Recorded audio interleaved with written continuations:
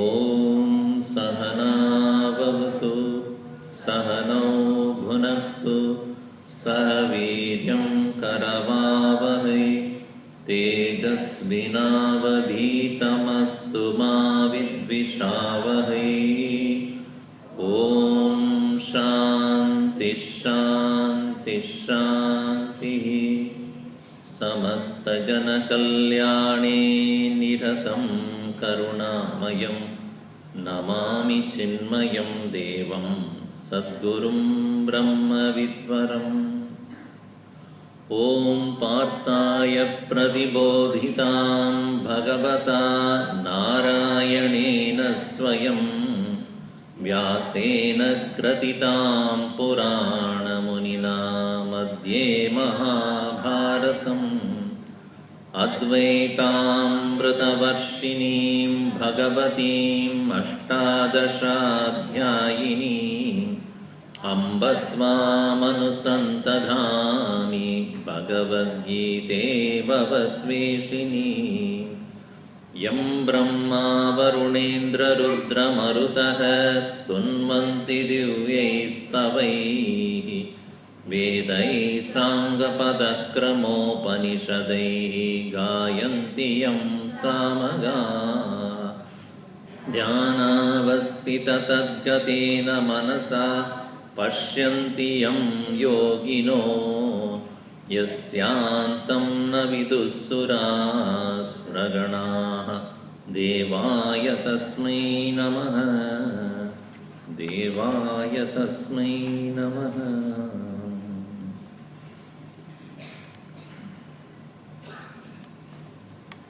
We'll read from verse number 16.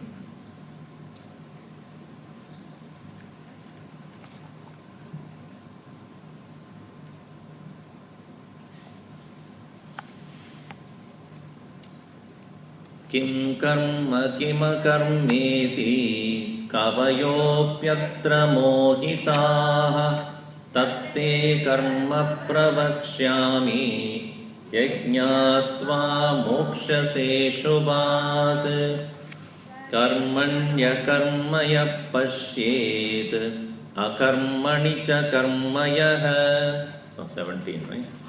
कर्मणो ह्यभिबोद्धव्यं बोद्धव्यं च विकर्मणः अकर्मणश्च बोद्धव्यं गहना कर्मणो गतिः कर्मण्यकर्म यः पश्येत् अकर्मणि च कर्म यः स बुद्धिमान् मनुष्येषु स युक्तः कृत्स्नकर्मकृत् यस्य सर्वे समारम्भाः कामसङ्कल्पवर्जिताः ज्ञानाग्निदग्धकर्माणं तमाहुः पंडितं बुधाः. We have seen in this section of the teaching the explanation about the word karma. We understand karma in two different levels. At one level, we think karma is action. which is true. But also we say, we have an expression, oh, it's all because of my karma. That is also action, but the result of action that is affecting you now. One person was seen in a workout place in a gym with a t-shirt, I am working out my karma. All of us are here in various capacities, various situations in life because of certain things that we have done in the past. Why you are what you are right now is obviously because of what you did yesteryears. What you did yesterday, last year, previous year. So that is what makes you who you are right now. So our Gurudev Swami Chinmaya used to say, what you are is because of what you did, what you will be based upon what you do.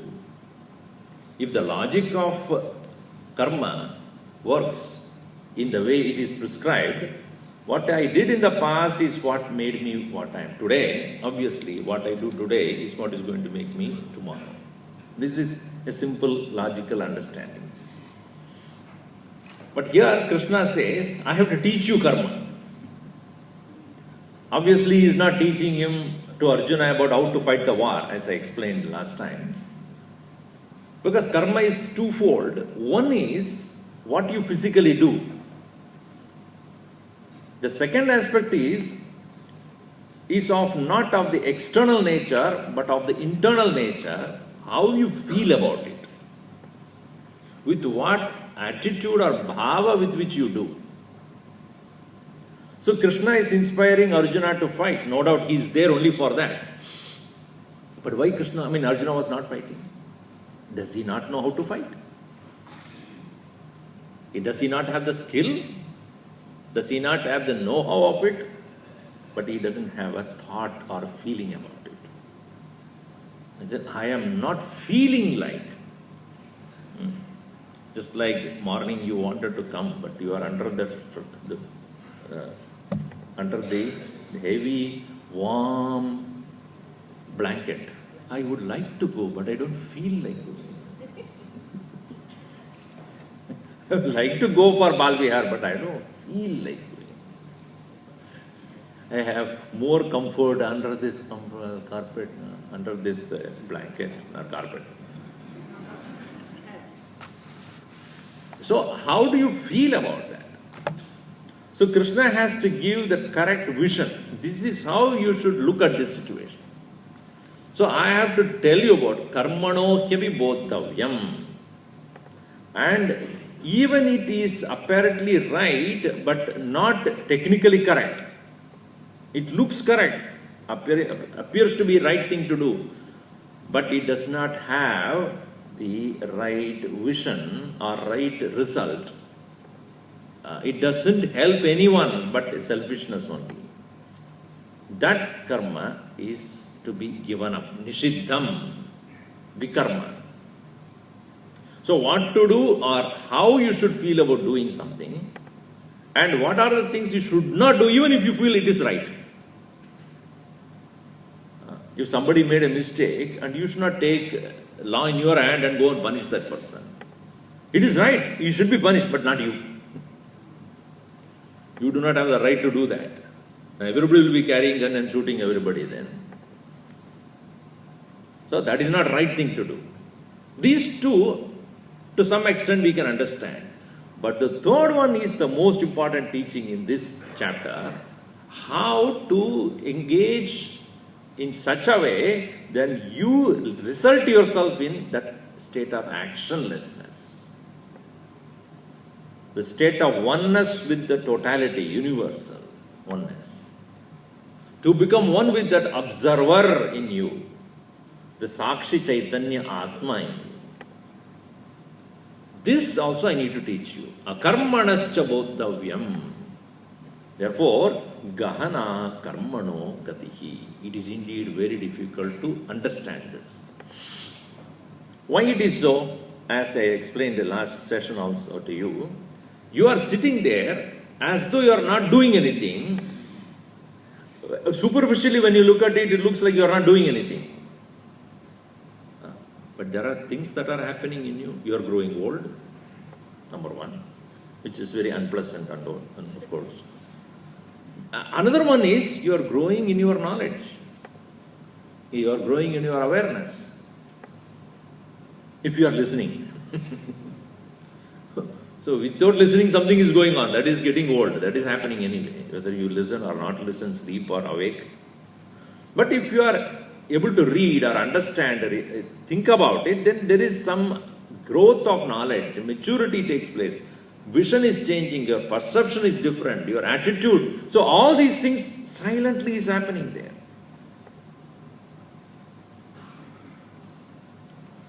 So akarmani karma.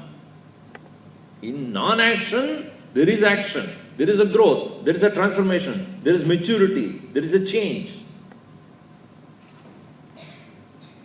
While you are vigorously working in this world, sweat and toil, rolling up your sleeves and doing work, please understand, the one which is behind all these things which is making you are able to do a karma. The life, the presence of life, it is indicated as Om here. That which is there, which is present and there, because of which everything is possible, that one is akarma atma, akartra, non-doer.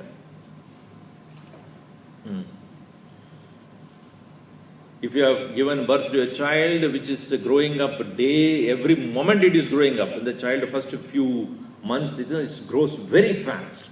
You keep looking at it, you will never know. Maybe take a measure on the tape and then measure every day you measure. You do not know how it is growing. There are some movies where they show the flower opening up, right? Go on putting the camera in one condition for hours together and slowly it opens up. With respect to the Prakriti, there is nothing, no hastiness. Everything happens silently. Not making big fanfare about that. It's quiet but happening. So in the same way, our awareness about ourselves should happen very silently but surely. And that does not happen suddenly because once in a day you sit down quietly on some place. It doesn't happen like that. It's not a dramatic event. It is a systematic growth. One day I sat down, I realized, that I'm stupid. That is possible.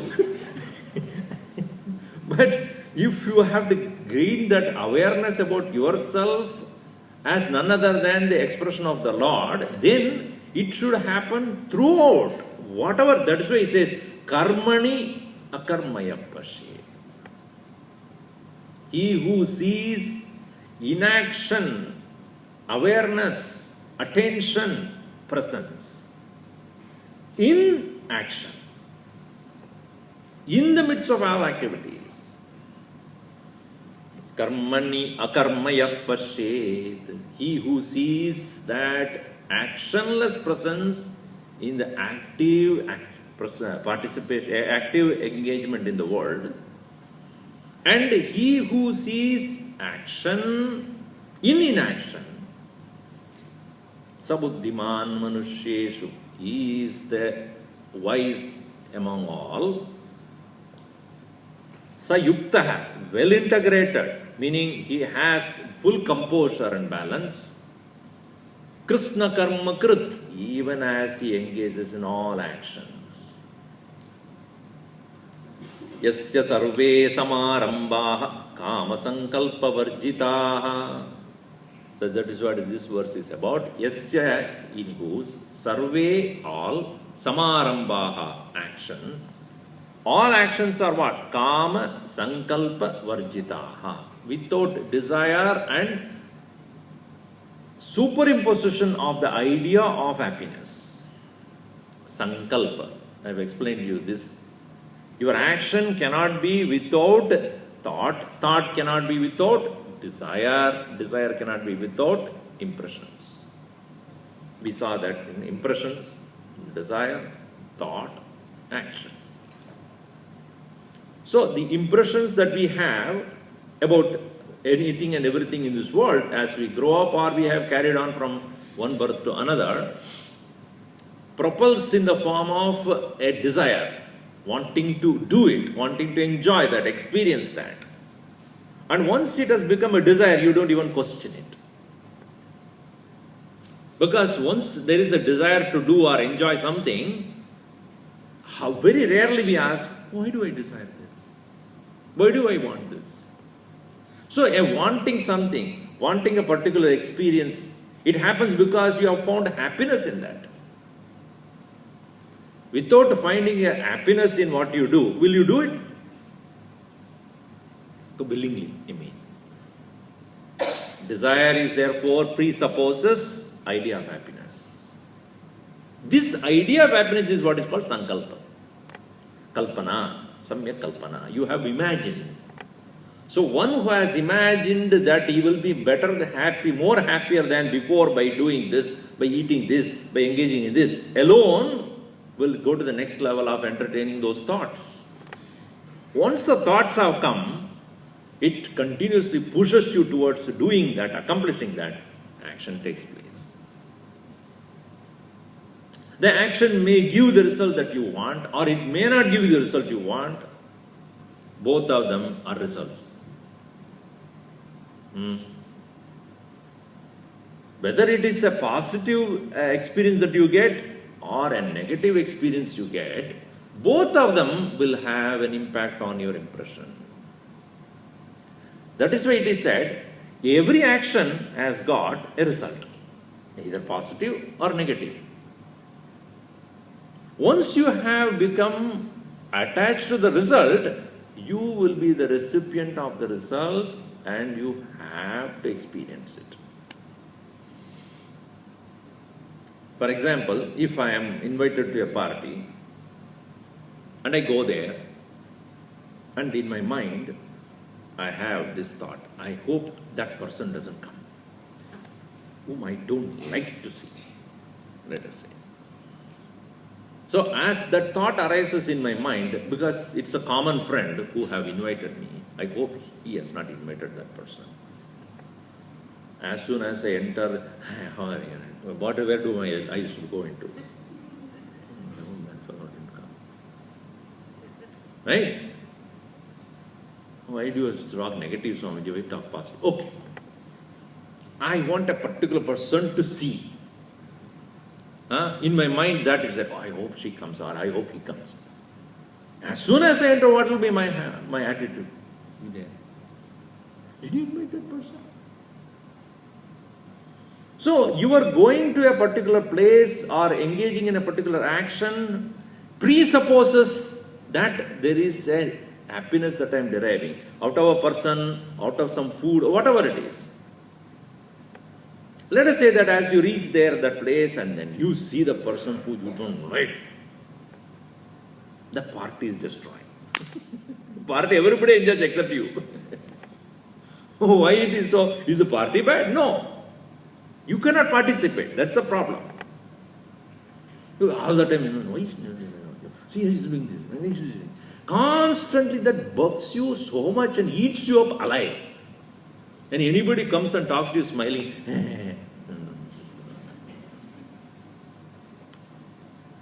See, then what happens is your mind is not able to be at ease. That is what the reaction does. So action leading to a reaction, particularly disliking or particularly liking something, will have an impact in you, and that very thing becomes an impression again. The more you hate, the more stronger the impressions become. The more you like, the more stronger the impressions become. And obviously, because of that very strong impressions, which is intensifying more and more, you have to come back again. Bhagavan says, come back. Until you get rid of that. That's what is called vasana in this ARV, that impression. Vasana kshayo vai mokshaha. Until the vasanas go away, there is no freedom at all. It is not a fast, hypothetical statement. Think about it. What makes us bound in this world? What binds us? Not physical bondage. Our own deeper impressions making us forcibly do certain things. Forcibly get rid of certain things. That is the bondage we are suffering. No freedom, where I am not at ease because something is constantly dictating terms to me. When somebody is dictating you to do, who are you? He's not slave.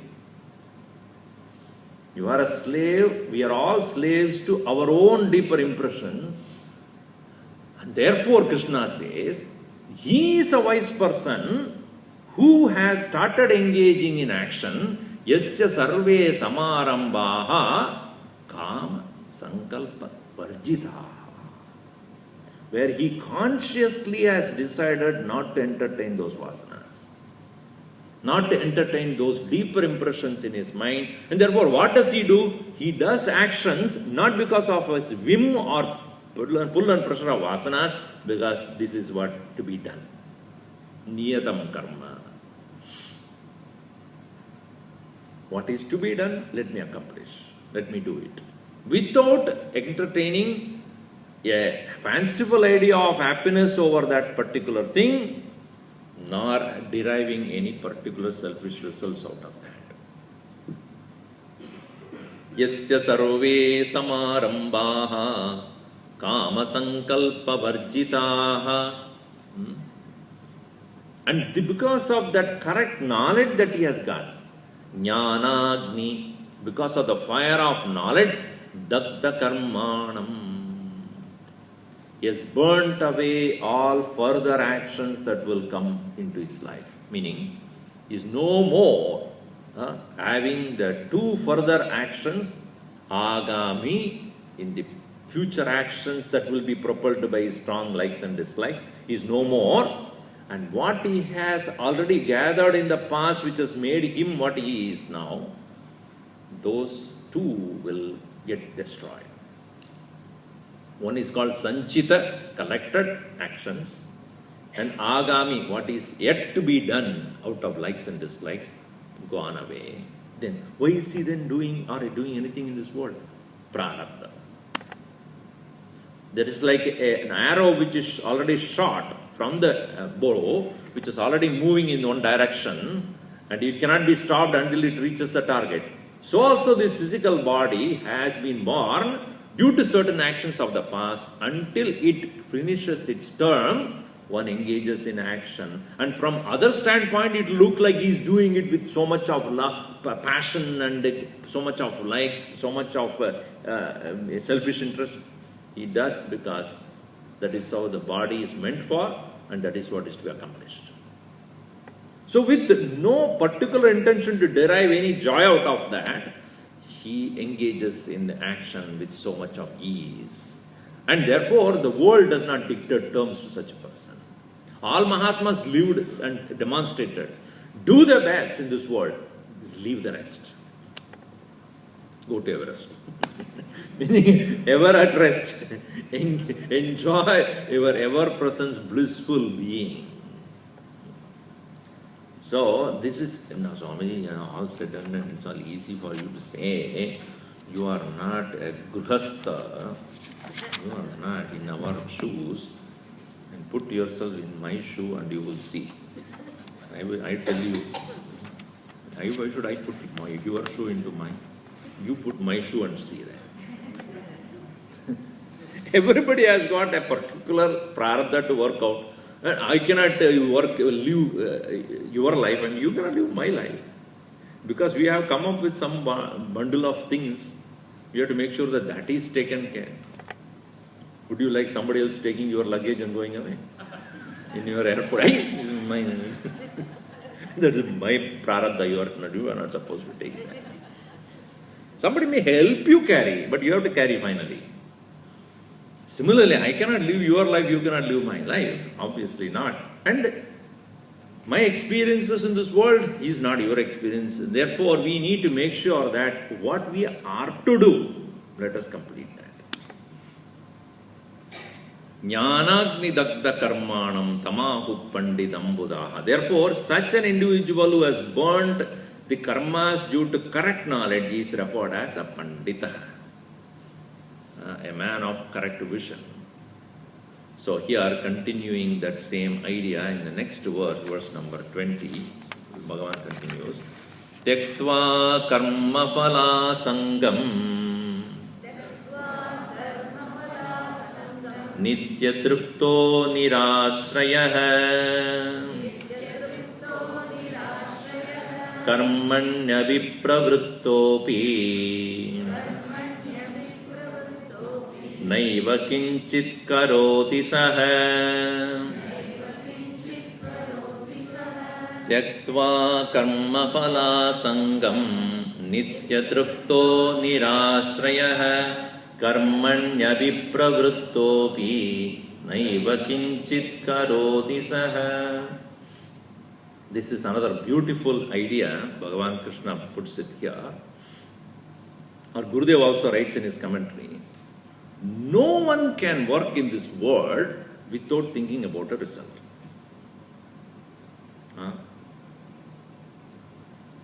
Karma phala, meaning result of action. When we say give up result of action, karma phala tyaga, is give up result of actions means what? Can I work without thinking about the result? Without thinking about result, any action will come. Only then breathing and walking and that's all will happen then. Which I don't. What is the result of your breathing every day? What is the purpose of breathing? Do you think about it? I know, I've been doing it for quite some time. Every day I'm doing it, consistently. Is breathing any particular result you are achieving out of that? Tell me. What is the achievement of breathing? First thing is, whether you are conscious or not, you have to do that. But if you are doing it purposely,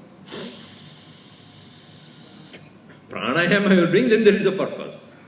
Controlling that breathing that is going on, then you may probably have a better lungs and more hunger you become. That all happens. So, a thing which is done without thinking about the result is the nature, prakriti.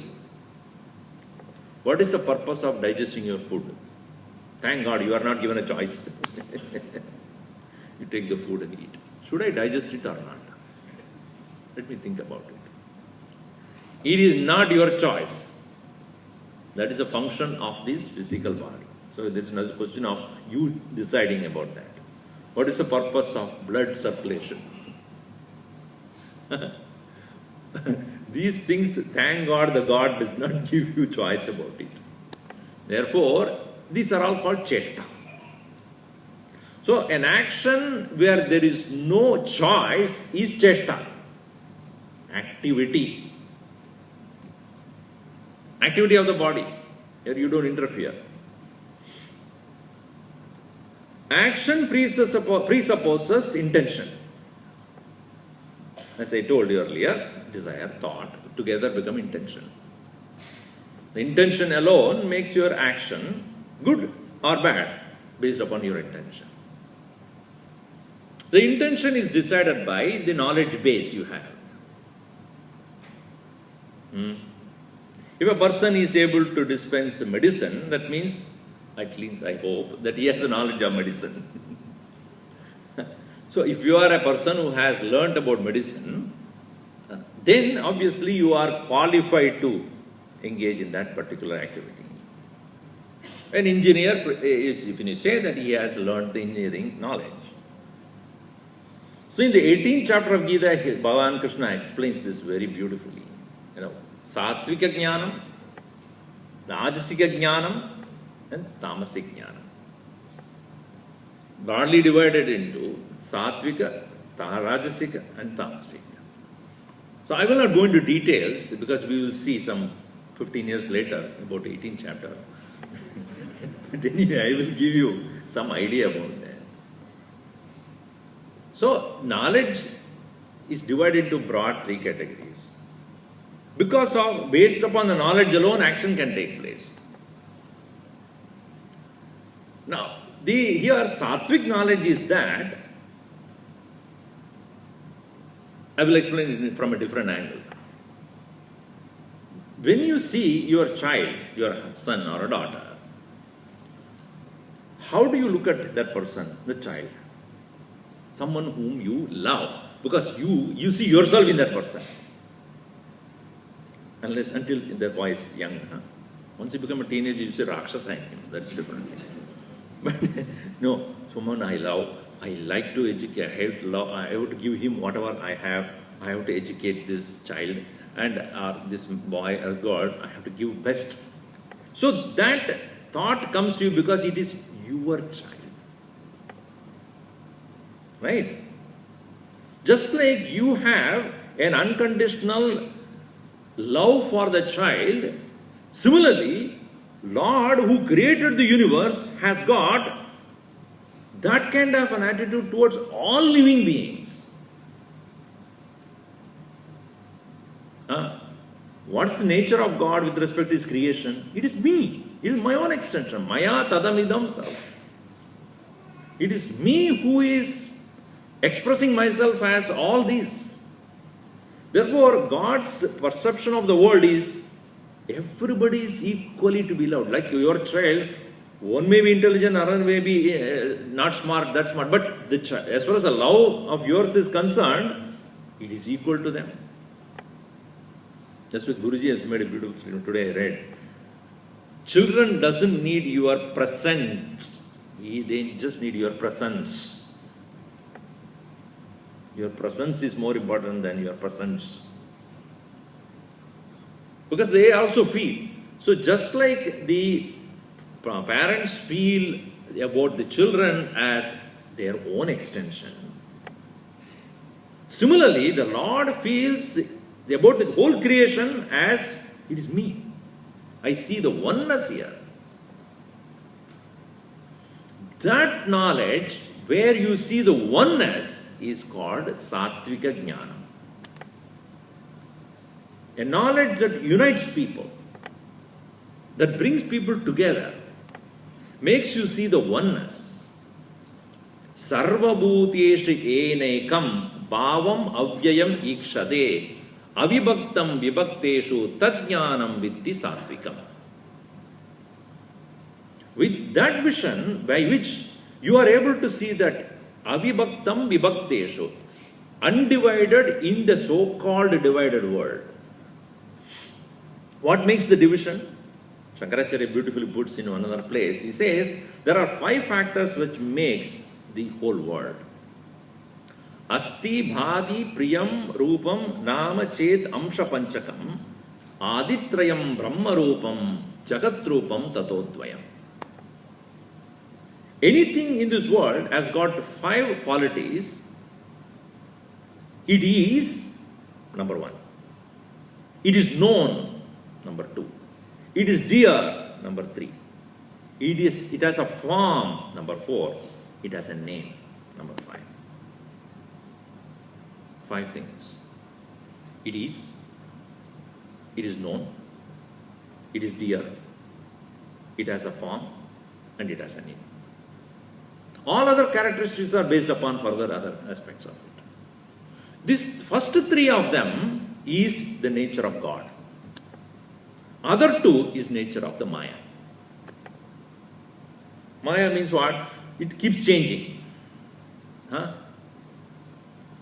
Look at your picture now and look at your picture 20 years before. Is there a change or not? Lot of hair I had. Your Rupa has changed, form has changed. Look at the child when you were a child, 2 years old, 3 years old. How cute you were. Now you are my cute. So when you see, you had a particular form at that time also, but that form is so different from the form now. Some people have changed the name, like I have changed my name. So the name also changes. Or reference changes. Earlier, oh, so cute little boy. Now this is a Rakshasa is coming there. Your son is my Hitler father. So you are given a title also, Hitler father. Keeps hitting me, that's what Hitler. Now, anyway, so what was there at that time? You were, you know that you were, and you were so dear to yourself. What about you now? You are. I know that I am. I am the most beloved of mine than anybody else. I love myself the most. That remains constant. So, knowledge that makes you remember or realize what is constant. And these three aspects are common to everyone. And what is not common is Nama and Rupa. Name and form. So that is why it says, Sarva Bhuteshu Yena Jnanena. Sarva Bhuteshu, in all living beings, by which knowledge? Ekam Bhavam Avyayam Ikshate. One reverential attitude which is unchanging, Avyayam. Ikshate. When that which knowledge makes you see, Tadjnanam Avibhakteshu Vibhaktam. That which is making you see the oneness among the division, Tadjnanam Viddhi Satvikam. That to understand to be Satvik.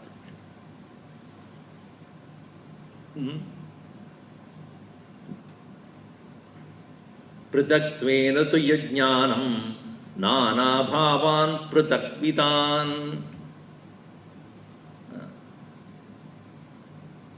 Rajasic knowledge is that which makes you see divisions. Prataktvenatu yajnanam nana bhavan pratakvitan. That which is making you see only differences. This is not this is not that, that is not this is not. So what is the nature of science? Divide. Based upon various categories. So where you see more and more differences, less and less you feel connected. More you become selfish. So the nature of Sattvic Jnanam is that it is the nature of the Lord, where he sees oneness. Whereas one individual who sees only differences among people, he is selfish. I don't like this, I don't want this, I want this way, I don't want that way. So what does it mean? You are constantly separating yourself from others and separating others from each other. So Krishna here comes to say, once you understand the oneness of things, what kind of result you will achieve for? Oneness only. Let us say that you are a project manager in a particular project, and let's say 20-25 of them are under you. Each one has got their own skill sets. A person can do that, another person can do that better. So no doubt you will make sure that you get best out of them based upon their qualities or their skills, etc. But is it not true that you should start the whole project by showing all of them what you finally achieve cohesively? What you want to achieve finally, you have to give them their vision of that. And then what is your role? And no one is separated from another. Just like in my body, everybody's body, what the feet does is not the hand does, what hand does is not the head does, what the eyes are doing is not what the ears are doing. They are doing their own activities, but is it not for the one only it is doing? Me. The life within me. It is that for the life to sustain, experience and enjoy, all activities are done. And this interesting thing is, what I am trying to do is to protect that which protects me, which makes me survive. It is the life that is connecting everything cohesively. It is for that life I am doing everything. Is it? In the same way, it is that oneness which is connecting everybody, and for that oneness you are to do the work. If that knowledge is there, that is Sattvikam, and that action is called Sattvic. If this is understood, then any action you take you try to understand the unity of the whole thing. Instead of deriving my result, what I want, what I get. So a vision of a man of wisdom is one. That's why he says, Tyaktva karma phala asangam. Selfish results you must give up there. Nitya trupta nirashraya. Once he has understood that oneness which I am seeking is my own nature, the Lord's nature is in me, then such a person becomes nitya trupta. It's content. No more seeking things to happen. Nirashraya, with no dependence on anything else. Tyaktva karma phala sangam nitya trupto nirashraya karmane abhipravrittaha api. Even as he engages in action, naiva kinchit karoti saha. He doesn't do anything. Karmane abhipravrittopi. Even as he engages in action. Now, let me ask the same question which I have asked before. Now, as you are sitting there, digestion is going on, hair is growing or hair is not growing, your physical body is going through changes, all those things are happening. What is your participation in that? Action is going on or not? Yes? Yes. So do you say, I am growing now, I am growing, my hair is growing, my nail is growing, my skin is changing. Do you identify with that constantly? It's not that is happening. The physical body and its activities are going on whether you like it or not. You don't have a choice. It is going on. You don't identify. It is happening. So, even as the activities are going on, as far as you are concerned, you are not identified with that. In the same way, a man of knowledge is one who engages in action but does not identify with that. Because it is the Lord in and through me is functioning. What needs to be done, He knows, and He does it through me. Thy will be done, Thy will be done. Now, but to give up that ego of I am the doer and I want to enjoy the result is the hardest one. We may do things. So if somebody say, okay Swamiji, if I give up all my identification, if I don't think I am the doer, I will not do it. So either I have the ego of doing or I won't do it. This is our standpoint. Whereas a man of wisdom would say, I will do it, but I don't say that I am the doer. Or I don't push myself or project myself as the doer. Karmane abhipravrittopi naiva kinchit karoti saha. He doesn't really do anything. Our way of doing is either I fully engage passionately, projecting my own being, my ego and do it, or chalo, main kuch nahi karna. I will just stay. Aap karo, main kuch nahi karta hu. We go to the extreme. Whereas here Krishna says, stay in the middle, engage in the body, disengage in your mind. Do your best, but don't take the result to yourself. Karmani abhipravrittopi api even. See, it is interesting, one commentator says beautifully here, even as he engages, he is not doing anything. Imagine he not engaging in action. What is his condition? He is continuously aware, aham akarta. Aham akarta. I am not the doer. I am not the doer. I am not the one who is engaging in action. Actions are emanating from my physical body and etc. while I remain in the total awareness of myself as an observer of all actions. I am a drishta. I am a sakshi. So to start with in our practice, a part of your mind should be watching you continuously. Invoke that Sakshi, invoke that witness in you continuously. The first thing that will happen is you will catch yourself doing wrong things.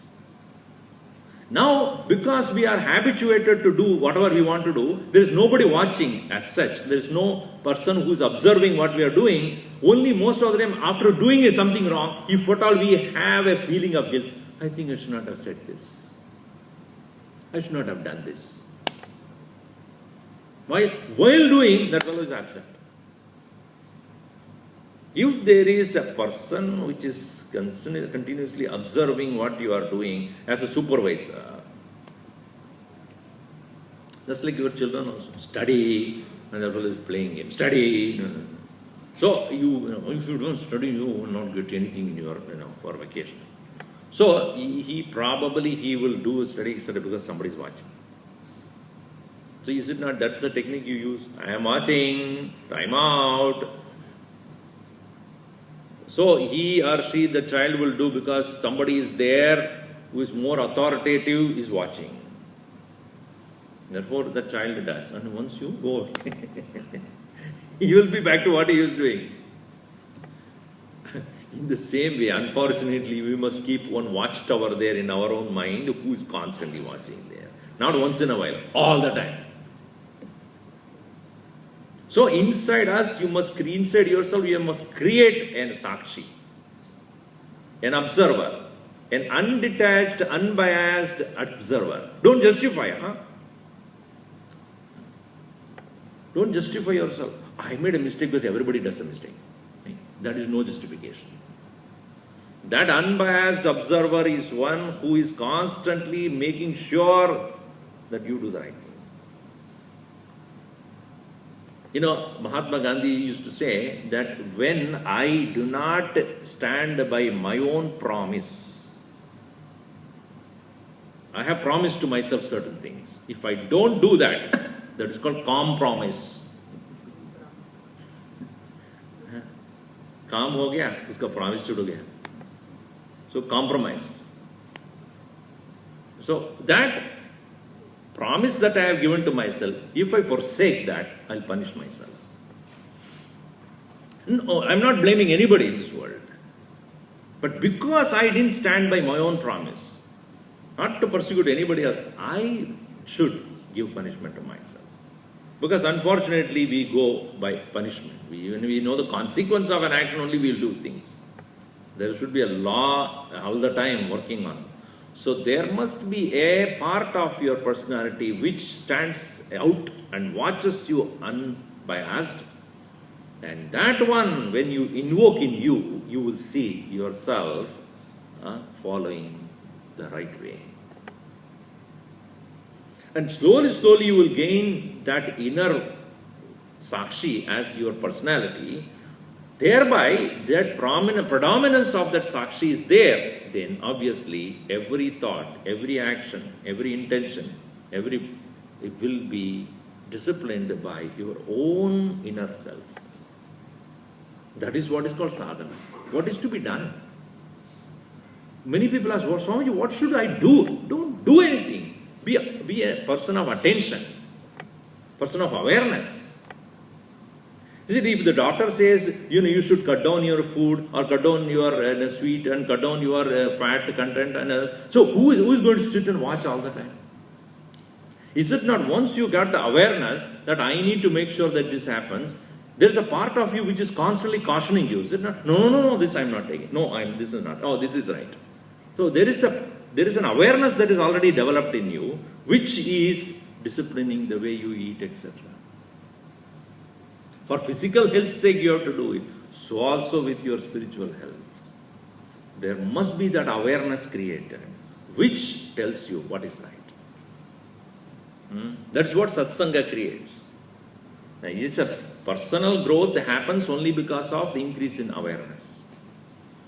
So Krishna says here, Yasya Tyaktva Karma Phala Sangam, having given up the attachment to the result, not the result itself, because without result nobody can actually function. Think about the result, work for the result, but while working, don't your mind be caught up in that attachment to the result. Gurudev used to say that plan out your work out your plan. While planning, think about what needs to be done. While doing, do.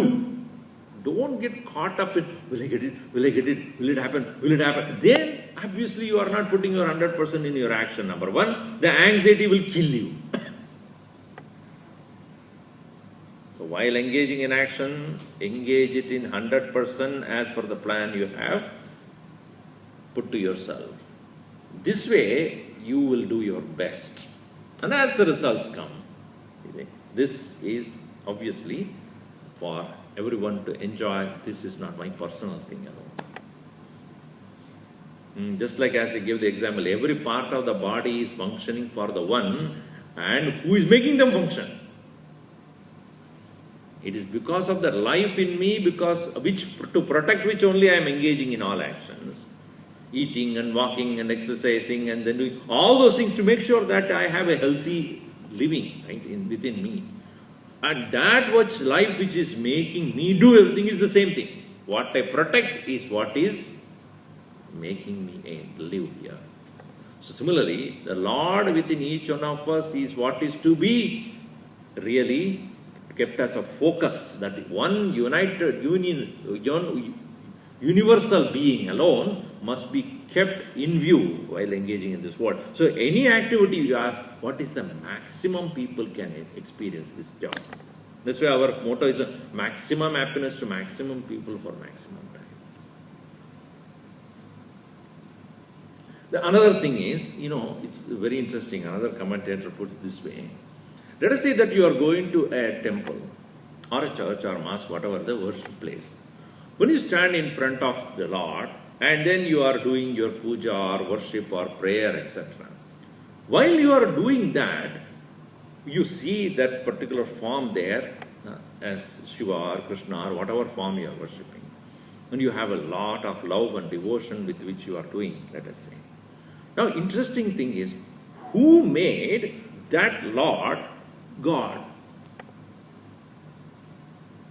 That form that is in front of you, he is praised by you as God. Is the God created himself as God? Like if a person says, I am a guru, without a disciple, where is a guru? If I say, I am a guru. Whom? I have called myself a guru. If you say, I am a husband, to whom? Next question is to whom? Mera hasna band ho gaya. It's not my husband. No, that's not the thing. Yeah, if you say, I am a husband, then next question is, who's your wife? If I say, I am a parent, who's your children? I am a teacher. Who are your students? I am God. To whom? Don't you ask that question, to whom? So it is a devotee who makes the God a God. Is it not true? It is from the standpoint of the devotee alone, God is God. From another stranger who has nothing to do with this, you will walk and, hey, the fellow is sitting there, who is he? What do you mean by a fellow? That is Bhagavan Shiva, the Lord. See, from his standpoint, since he doesn't have the concept of God with respect to that form, it's just a form. It's just a stone sculpture.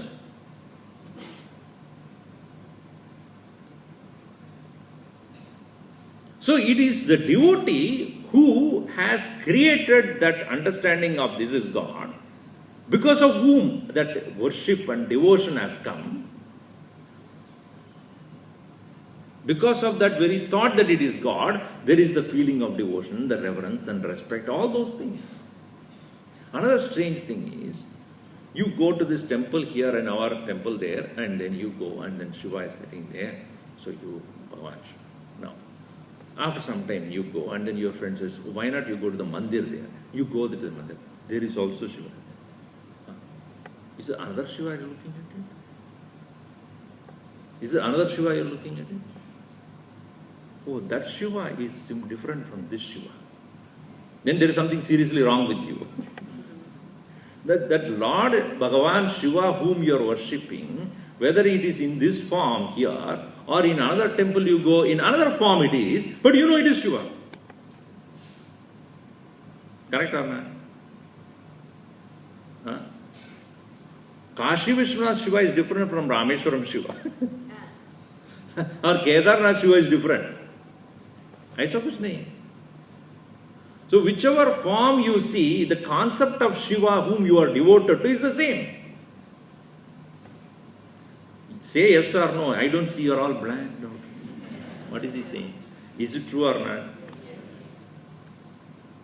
Whichever mirror you see yourself or not. No, in this mirror I am different, and that mirror it is different. You see you. Maybe the lighting is different, etc. It's a concave or convex. It's on concave, you look, ooh. Isn't it? But you know who you are. You are not fat. You are not. If you are, that's a different question. So it is in the same way. See, wherever you go, the idea that Bhagavan. So why? Because once you have become a devotee of a particular form of God, or particular form, particular God, then who made that God as your God? It's you. I say, I am a Krishna Bhakta. Somebody says Shiva Bhakta. Doesn't matter. The Krishna Bhakti came from you only.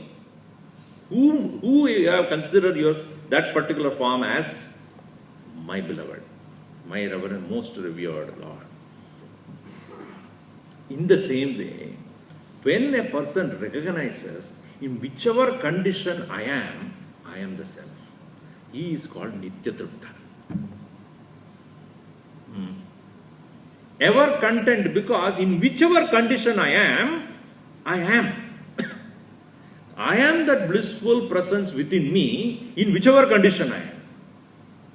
And that nature of me as pure existence, consciousness, bliss, Sat Chit Ananda, never goes away, and therefore it doesn't depend upon anything else. Nira Ashraya. Ashraya means dependence. There is no dependence upon anything external for my own being. This is what one confirms in meditation. I am. Irrespective of the role I play, irrespective of my gain and loss, irrespective of my success and failure, irrespective of anybody respects or not respects, I am. This is not the arrogant ego which is talking about. I am without playing any role. Only with the role you are an ego. I am without playing any role, I am nobody. Without this physical body also I am. That understanding which is there is called Nitya Tripta, ever constantly content. And no dependence upon anything for my own existence. Not even physical body's dependence is there for my existence. You are there even without the body before, and you will be, even as the physical body goes away. Nirashraya. Once this confirmation takes place in your mind, then karmani abhipravrittopi, even as one engages in this world, naiva kinchit karoti saha. He doesn't really do anything. That staying in the Nitya Tripti Nirashraya Swarupa is what is called akarma, where there is no particular action you take up, but there is a great awareness that takes place.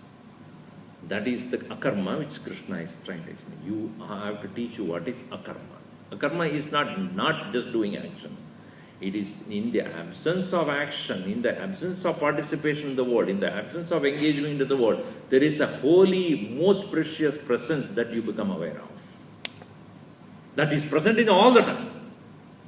More you become aware, less you will be affected by things of the world. It is like a young man or a young girl who is in love with another young man or in love. For them, the world doesn't exist anymore. Is it not true?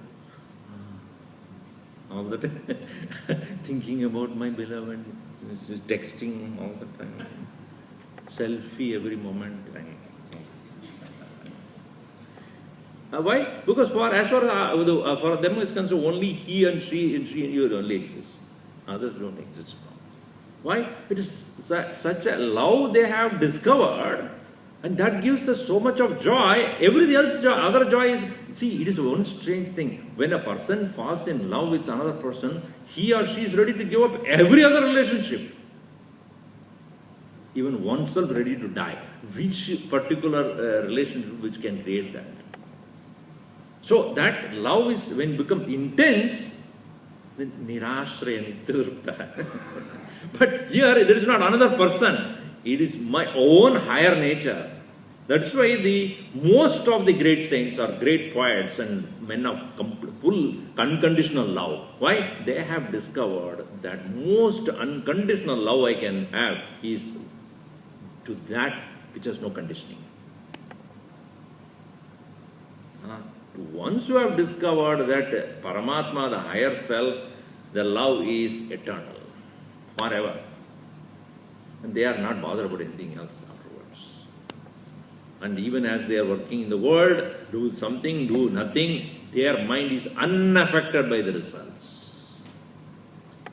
Karmani abhipravrittopi naiva kinchit karoti saha. It actually doesn't do anything.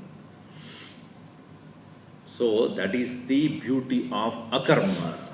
Akarma is actionless state of actionlessness. Continuing here in the next verse, he says, 21. Nirashiryada chittatma tyakta sarva parigraha shariram kevalam karma kurvannapnoti kilbisham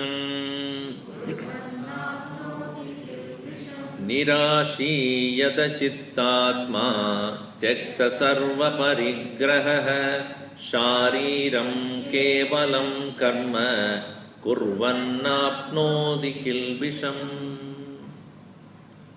Some of the Semitic religions are based upon the idea of sin. Sin, it's a central point. It is in Sanskrit referred as papa or kilbisham. Kashmalam, dirt. In Tamil, in the Chennai people, Kashmalam becomes, you know what it is. That's a Sanskrit word. Kilbisham, sin. Kashmalam is dirt.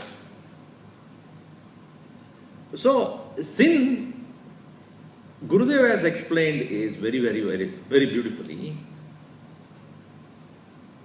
Hate not the sinner, hate the sin. Meaning, an action which is of the nature of impurity cannot come unless there is an impure desire behind this. An action by itself cannot be punished unless you know the intention. Let us say a person is there and he suddenly found somebody breaking into his house. Obviously, if he has a gun, what will you do first? It so happened there is a person who was at home and he heard in the middle of the night some sound that is happening in his basement or in his garage. He was alarmed because he didn't put any security camera inside the garage except so he is wondering what it could be. So he called 911. Yes, I think some intruder is there in my house. Please send some police. I want to make sure that I'm safe. Sir, we will send you in 5 to 10 minutes. Everybody is busy, so they're not available that easily. So please, sorry, sir, we have to wait. He waited 10 minutes, 15 minutes, 20 minutes, 30 minutes, no police. While this sound was increasing, activity in that garage area. So he heard they are trying to open up this door that is entering into the house also.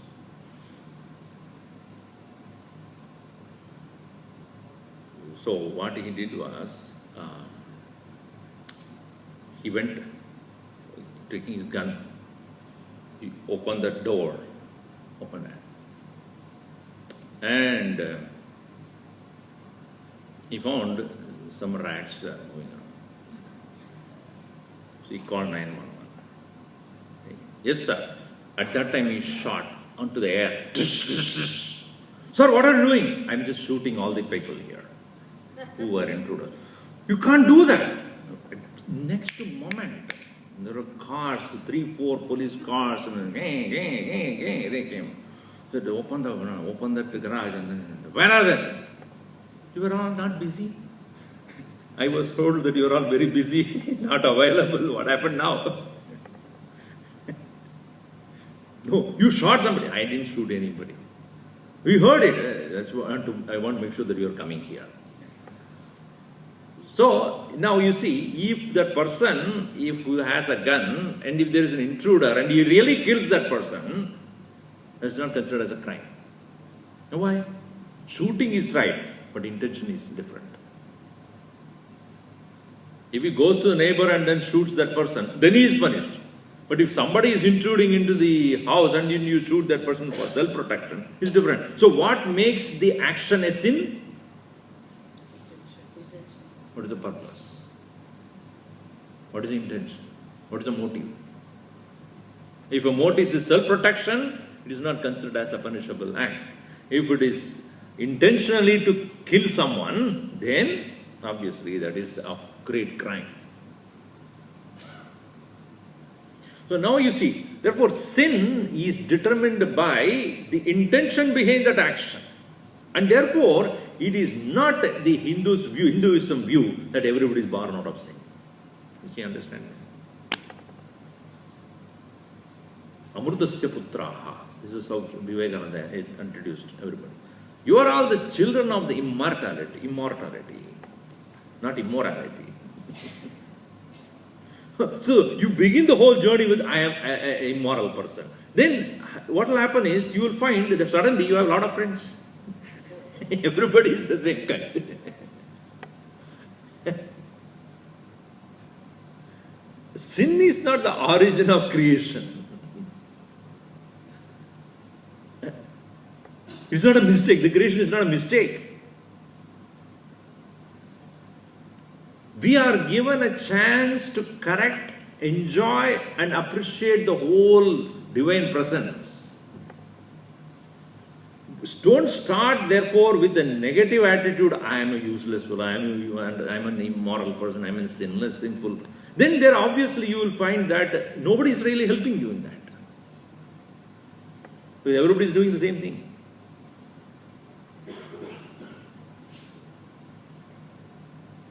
Similarly, procreation is not a sin. It is for sustenance of this universe. But unwanted engagement for that is considered as an indulgence. So what purpose you are engaging, that is most important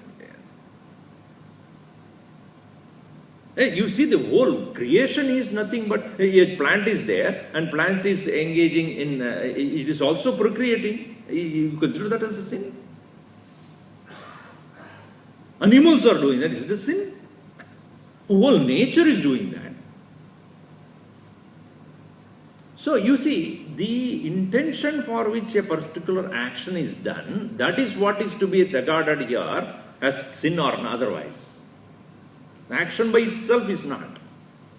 That is why he says here, Shariram kevalam karma kurvan api na apnodi kilvisham. Even as the physical body engages in various activities, his intention being not impure. Why not impure? Nirashi. There is no selfishness there. Aparigraha. No possessiveness. Yata chittatma. With self-integrated, self-controlled mastery over himself. Nirashi yata chittatma. Takta sarva parigraha, having given up the idea of possessiveness, he engages in this world. Shariram kevalam karma kurvan, while engaging in the world with the physical body, engaging in all activities. Na apnodi kilvisham. He is not a sinner. So, if I have a selfish interest, egoistic intention, and then engaging in even the most pure action, it is sin only. One can build temples, one can build facilities for the society with an intention, my name should be there and I should be praised, I should be noticed, I must be regarded. And then even if you are doing the most right thing also in the world, that is considered as sin only. Why? Because your intention is totally selfish.